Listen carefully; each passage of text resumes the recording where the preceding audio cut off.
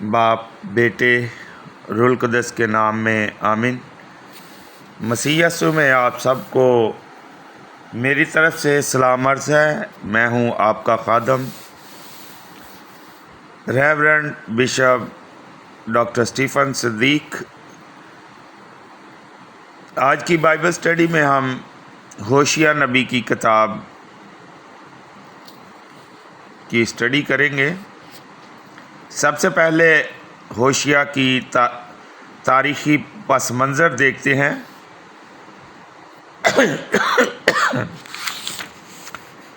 Number 1 یہ ہے کہ یاربعام دوم کی وفات کے بعد اسرائیل کی شمالی بادشاہت نے 15 سالہ 745 سے 730 کاف میم تک بغاوتوں اور اندرونی سازشوں کا زمانہ دیکھا۔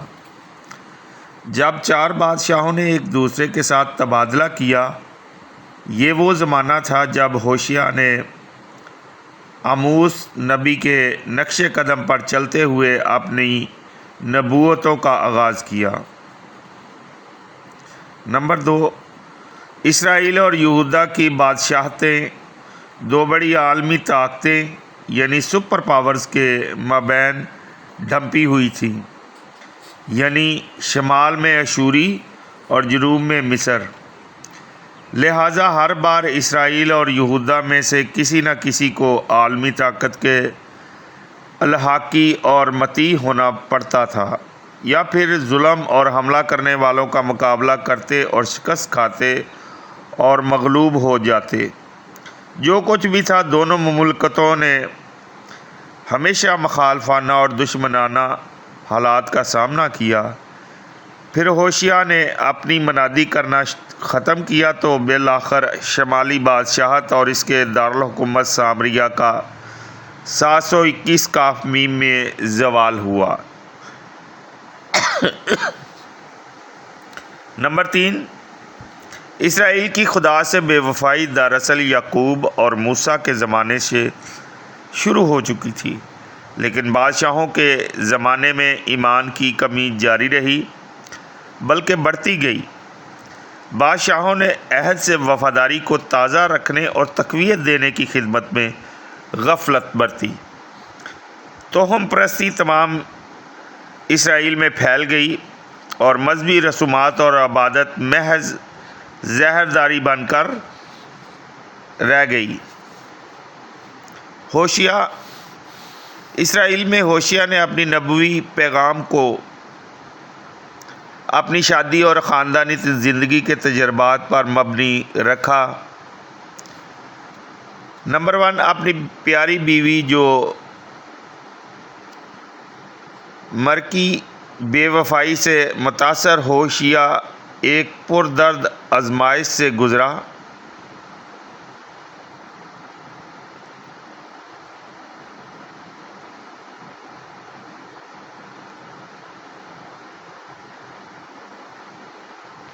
یہاں پہ تلفظ کچھ میں نے جب پڑھا ہے تو کچھ عجیب سا ظاہر ہوا ہے، اس کو ہم دوبارہ سے ریپیٹ کرتے ہیں۔ نمبر 1 اپنی پیاری بیوی جھومر کی بے وفائی سے، اس کی بیوی کا نام جھومر تھا، اس کے بارے میں وہ ہے کہ اپنی پیاری بیوی جھومر کی بے وفائی سے متاثر ہو کر ہوشیہ ایک پردرد آزمائش سے گزرا، مگر اس کی محبت کی قوت نے اسے اس کی بیوی کو معاف کرنے کی جرأت اور اس کو واپس لینے کی طاقت بخشی۔ زندگی کے اس حقیقی اور شخصی تجربے کے ذریعے ہوشیہ دھیرے دھیرے اسرائیل کے لیے خدا کا حقیقی عشق اور تڑپتی محبت سمجھنے کے قابل ہوا۔ نمبر 2 جو نام اس نے اپنے بچوں کو دیے وہ علامتی معنی رکھتے ہیں اور بے وفا اسرائیل کے لیے خدا کے غصے کو ظاہر کرتے ہیں، اور یہ دکھاتے ہیں کہ خدا انہیں گہری گرم جوشی اور عزت مند محبت سے پیار کرتا ہے۔ یزریل یہ نام مشہور میدان جنگ کا ہے جس کے معنی خدا بوتا ہے کہ ہیں۔ لور ہما جس پر رحم نہ کیا گیا ہو، جسے محبت نہ کی گئی ہو، لومی تم میری امت اور لوگ نہیں ہو۔ ابھی ہم اس کتاب کا، ہوشیہ نبی کی کتاب کا مواد دیکھتے ہیں۔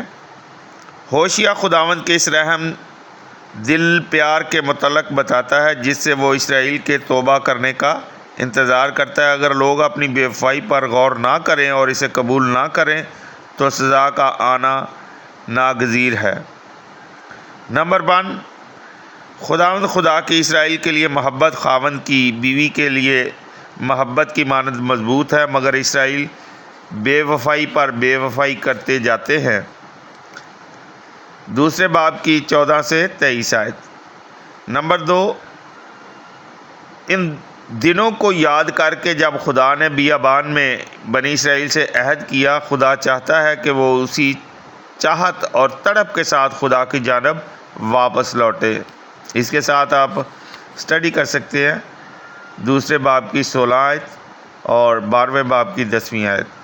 نمبر 3، اسرائیل کے خدا کی تبدیل نہ ہونے والی محبت کو والدین کی بچوں کے لیے محبت اور بچوں کی والدین کے لیے محبت کے ساتھ پایا گیا ہے۔ 11 باب اس کی پہلی آیت سے 9ویں آیت۔ ابھی ہم دیکھتے ہیں کہ ہوشیہ نبی کی کتاب کے اہم نکات کیا ہیں، بائبل مقدس کیا کہتی ہے۔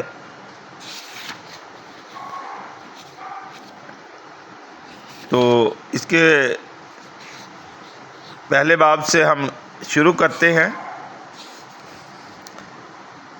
پہلے باب کی دوسری آیت، ہوشیہ کی شادی۔ جا اور ایک زانیہ عورت سے شادی کر اور زنا کی اولاد اپنے لیے لے، کیونکہ ملک بڑی زناکاری کر کے خداوند سے برگشتہ ہو گیا ہے۔ اس کے ساتھ آپ سٹڈی بھی کر سکتے ہیں حزقییل کی کتاب، اس کا 16 باب۔ بچوں کے نام، پہلے باب کی 4 سے 5ویں آیت۔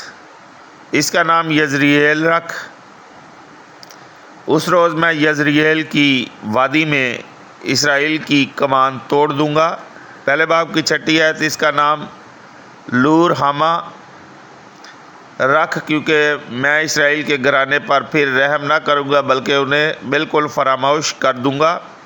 پہلے باب کی 9ویں آیت۔ اس کا نام لومی رکھ، کیونکہ تم میری امت نہیں ہو۔ غیور خدا کی ناراضگی، دوسرے باب کی 2 آیت۔ نہ وہ میری بیوی ہے اور نہ میں اس کا خاوند ہوں، وہ اپنی زناکاری اپنے چہرے سے اور اپنی بدکرداری اپنی چھاتیوں کے درمیان سے دور کر دے۔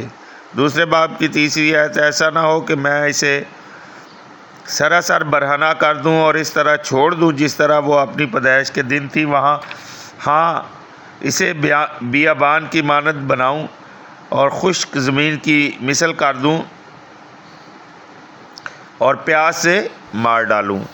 پہلی محبت تازہ کرتی ہے دوسرے باب کی 14ویں آیت میں، میں اسے فریفتہ کروں گا اور بیابان میں لے جاؤں گا اور اس سے محبت کی باتیں کروں گا۔ نیا عہد، شادی شدہ محبت، دوسرے باب کی 19ویں آیت۔ اور میں تجھ سے ہمیشہ کے لیے نسبت کروں گا، ہاں میں عدل و صداقت اور شفقت اور رحمت سے تجھ سے نسبت کروں گا۔ دوسرے باب کی 20 آیت۔ بلکہ وفاداری کے ساتھ تجھ سے نسبت کروں گا اور تو خداوند کو پہچان لے گی۔ خدا کی محبت شفا دیتی اور پاک کرتی ہے، تیسرے باب کی 2 سے 3 آیت۔ اور میں نے اسے 15 مسکال چاندی اور 1 حمر 1 لاتک جو دے کر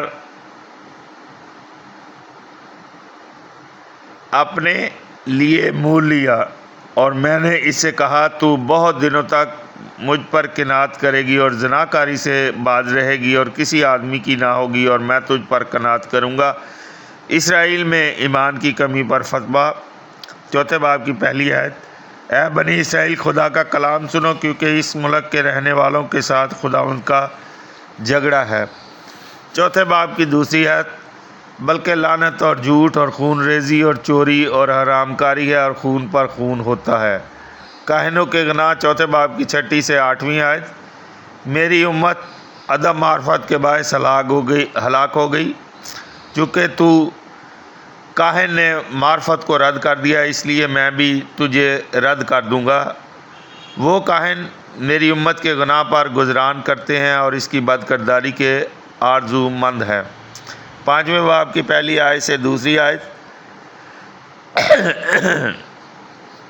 اے کاہنوں، یہ بات سنو، میں تم سب کی تادیب کروں گا۔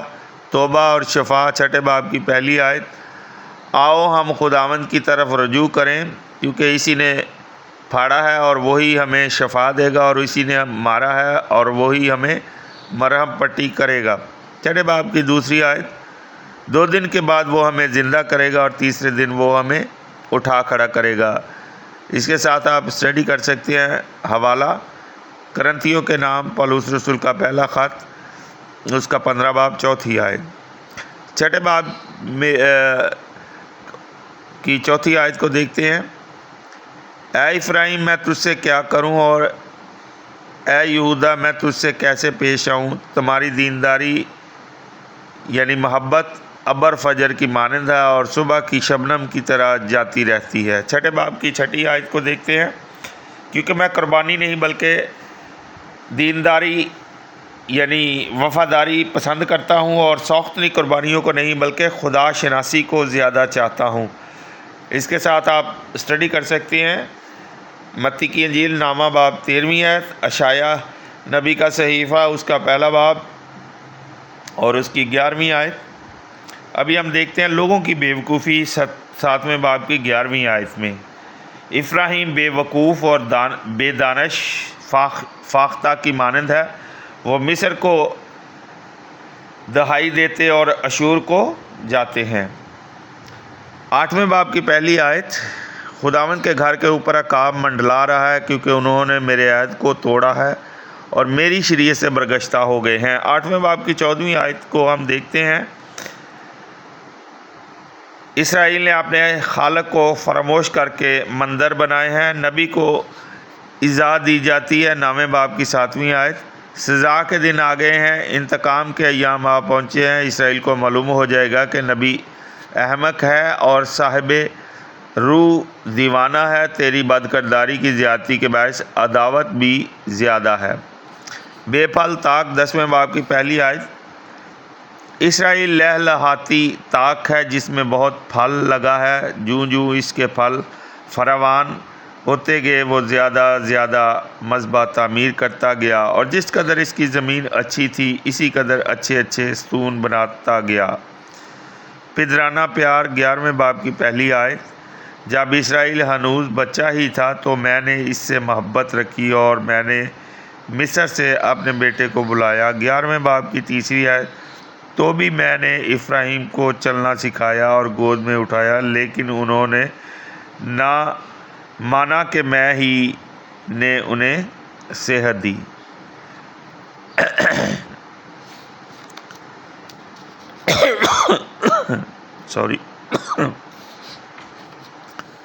ابھی ہم دیکھتے ہیں 11ویں باب کی 4 آیت۔ میں انہیں انسانی رشتوں اور محبت کی ڈوریوں سے کھینچتا رہا، میں ان کے لیے ان کی مانند تھا جو ننھے بچے کو اٹھا کر اپنے گال سے لگاتا اور اس کی طرف جھک کر اسے کھلاتا ہے۔ خدا کا سچا پیار، 11ویں باب کی 8ویں آیت۔ اے افراہیم، میں تجھے کس طرح حوالے کروں، اے اسرائیل تجھے کس طرح ترک کروں؟ میرا دل مجھ میں پیچ کھاتا ہے، میری رحمت جوش مارتی ہے۔ 11 باب کی 9ویں آیت۔ میں اپنے غضب کی تندی کو عمل میں نہ لاؤں گا، میں دوبارہ افراہیم کو ہلاک نہ کروں گا، کیونکہ میں انسان نہیں بلکہ خدا ہوں۔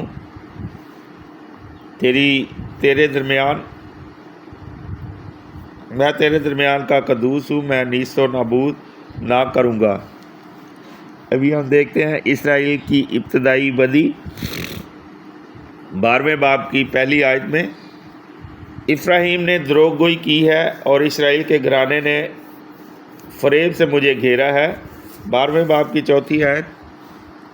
اس یعنی یعقوب نے رحم میں اپنے بھائی کی ایڑی پکڑی اور شہزوری کے ایام میں خدا سے کشتی لڑا۔ آپ اس کے ساتھ حوالہ اسٹڈی کر سکتے ہیں، تکوین یعنی پیدائش کی کتاب، اس کا 25 باب 26ویں آیت۔ ابھی ہم دیکھتے ہیں 12ویں باب کی 10ویں آیت میں پاشکائی فضل۔ لیکن میں مصر ہی سے خداوند تیرا خدا ہوں، میں تجھے پھر قدیم ایام کی طرح خیموں میں بساؤں گا۔ خدا کی معافی 14ویں باب کی 2 سے 4 آیت۔ اے اسرائیل، خداوند اپنے خدا کی طرف رجوع لا، کیونکہ تیری بدکرداری تیرے گرنے کا سبب ہوئی۔ ان باتوں کو قبول کرو اور خداوند کی طرف رجوع لاؤ اور اس سے کہو کہ ہماری تمام خطا کاری کو دور کر اور نیکوکاری قبول کر، تب ہم اپنے لبوں سے قربانیاں گزرانیں گے، کیونکہ یتیم تجھ ہی میں رحم پاتا ہے۔ 14ویں باب کی 5ویں آیت۔ میں ان کی برگشتگی کا علاج کروں گا، میں کشادہ دل سے انہیں پیار کروں گا، کیونکہ میرا غصہ ان پر سے ٹل گیا ہے۔ 14ویں باب کی 6 آیت۔ میں اسرائیل کے لیے اوس کی مانند ہوں گا، وہ سوسن کی طرح پھولے گا اور دیودار کی طرح اپنی جڑیں پھیلائے گا۔ 14ویں باب کی 9ویں آیت۔ میں اس کے لیے سرسبز سرو کی مانند ہوں گا، تو وہ مجھ سے برومند ہوگا۔ سنو سمجھو 14 باب 10ویں آیت۔ جو دانش مند ہے ان باتوں کو سمجھ لے، صاحب فہم انہیں جان لے، یعنی کہ خداوند کی راہیں درست ہیں، راست باز ان میں چلیں گے، پر خطا کار ان میں گر پڑے گا۔ ابھی ہم دیکھتے ہیں کہ ہوشیہ میں ہم کیا سیکھتے ہیں۔ نمبر 1، ہوشیہ نبی خدا کی محبت اور بے وفا اسرائیل میں خدا کے پیار کے جواب کے لیے کمی کی بات کرتا ہے۔ جو زلف اسرائیل کے لیے خدا کی محبت اور ملائم مہربانی، اس کے لیے امیدیں مختلف طریقوں سے ظاہر کی گئی ہیں۔ پیاری محبوبہ کے لیے چاہت، اپنی بیوی کے لیے خاوند کی محبت، اپنے بچوں کے لیے باپ کی شفقت۔ انبیاء جو ہوشیہ کے بعد آئے، انہوں نے خدا کی محبت کو ایسے ہی بیان کیا۔ جذبِ خدا اور اسرائیل پیار کے بندھن میں باہم بندھے ہوئے ہیں۔ یہ محبت بہت گہری، مضبوط اور غیرت مند ہے، اور پس مردہ دلوں کو بغیر رکے قبول کرنا اور پیار کرنا ہے۔ جو جیم یعقوب کے دنوں سے لے کر اسرائیل خدا سے بے وفا رہا ہے اور اس کی محبت کا جواب نہیں دیتا رہا، مگر خدا کی محبت لا تبدیل ہے۔ جزدال انسانی آزادی کا احترام کرتے ہوئے خدا انسان کو ضروری مدد اور طاقت فراہم کرتا ہے تاکہ وہ اس کے پاس واپس رجوع لائے، اور خدا محبت کی پاک صاف کرنے والی قوت سے اسے قابل بناتا ہے۔ ہمیشہ خداوند انتظار کرتا ہے کہ بے وفا توبہ کریں اور اس کی جانب رجوع لائیں۔ نمبر 2، خدا نے اسرائیل کی بیابان میں رہنمائی کی، وہاں اس نے ساری جماعت سے ایک شخص کی مانند کلام کیا۔ اس نے سوچنے کا موقع فراہم کیا کہ وہ اس کی جانب رجوع لائیں، اور انہیں سمجھایا کہ وہی اکیلا واحد خدا ہے جس پر انہیں بھروسہ اور توکل کرنا چاہیے۔ جو زلف اسرائیل کے گناہ اس کے دل کے دوغلے پن میں ہیں۔ سارے لوگ اس بات کو بھول کر زندگی بسر کر رہے ہیں کہ وہ خاص طور پر خدا کے چنیدہ ہیں اور انہیں خاص ذمہ داری پوری کرنے کے لیے دی گئی ہے، مگر وہ اس عہد کی وفاداری نہیں کرتے۔ وہ اپنے ہونٹوں سے تو کہتے ہیں کہ وہ خدا پر ایمان رکھتے ہیں، مگر اسرائیل مقامی کنانی جھوٹے دیوتاؤں اور افزائش نسل و فضل کے دیوتا بال کی پرستش کرتے ہیں۔ جیم صرف خدا پر بھروسہ اور اعتقاد رکھنے کے باوجود اسرائیل اشوریوں یا مصریوں کے پاس مدد اور سہارے کے لیے جاتے ہیں۔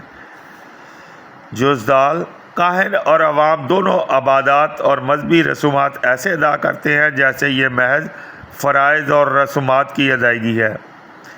عمرا اور دانشور خود غرض زندگی گزارتے اور غریبوں پر ظلم و تشدد اور استحصال کرتے ہیں۔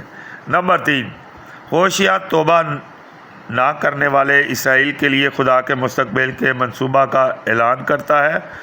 خدا کی یک طرفہ محبت کی قوت اسرائیل کو پاک کرے گی، اس کے گناہ اٹھا لے جائے گی، زخموں کو شفا دے گی اور اسے بالکل نیا اور وفادار دل دے گی۔ بعد ازاں ارمیہ نبی نے اس کی پیشن گوئی کی تھی، میں شریعت ان کے ذہن میں ڈالوں گا، اس کے دل پر اسے نقش کروں گا اور میں ان کا خدا ہوں گا اور وہ میری امت ہوں گے۔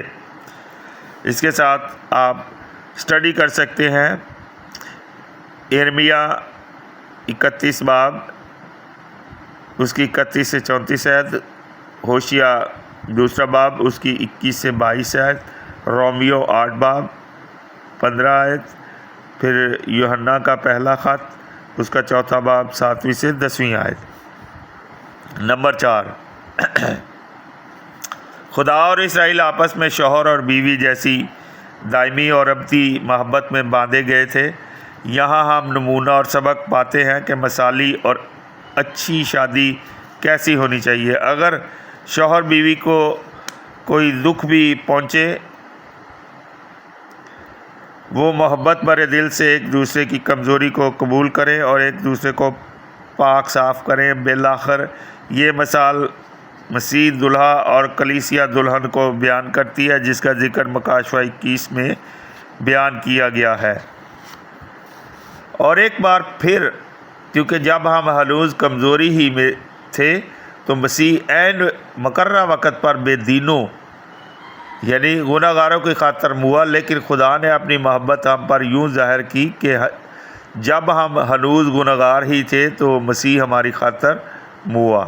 اس کے ساتھ آپ حوالہ جات اسٹڈی کر سکتے ہیں، رومیو 5 باب، اس کی 6 سے 8ویں آیت، افسیوں 5 باب، اس کی 25 سے 29 آیت۔ نمبر 5، ہوشیہ ہمیں سکھاتا ہے کہ خدا ہمیں کس حد تک اپنی مضبوط اور غیر منقسم محبت سے پیار کرتا ہے۔ ہمارے سیکھنے کے لیے حیران کن حقیقت یہ ہے کہ ہم خدا کے لیے اتنی محبت رکھتے ہیں اور خدا ہمیں اس قدر پیار کرتا ہے، لہٰذا ہمیں یہ احساس ہونا چاہیے کہ اس کی اتنی محبت کا وفاداری سے جواب دینے کی کوشش کریں۔ یہ پہلا اور سب سے بڑا حکم ہے۔ اس کے ساتھ آپ اسٹڈی کر سکتے ہیں تثنیہ شرح 6 باب، اس کی 4 آیت، مرکز 12 باب 28 آیت۔ میں اپنے خادم ریورنڈ بشپ ڈاکٹر اسٹیفن صدیق کو اجازت دیں۔ نیکسٹ بائبل اسٹڈی میں ہم یوئیل نبی کی کتاب اس کی اسٹڈی کریں گے۔ خداوند ہم سب کے ساتھ عبدالآباد رہے اور ہم سب کو اپنا کلام پڑھنے، سننے اور اس پر عمل کرنے کی توفیق عطا فرمائے، آمین۔ خدا باپ، بیٹے، روح القدس کے نام سے آمین۔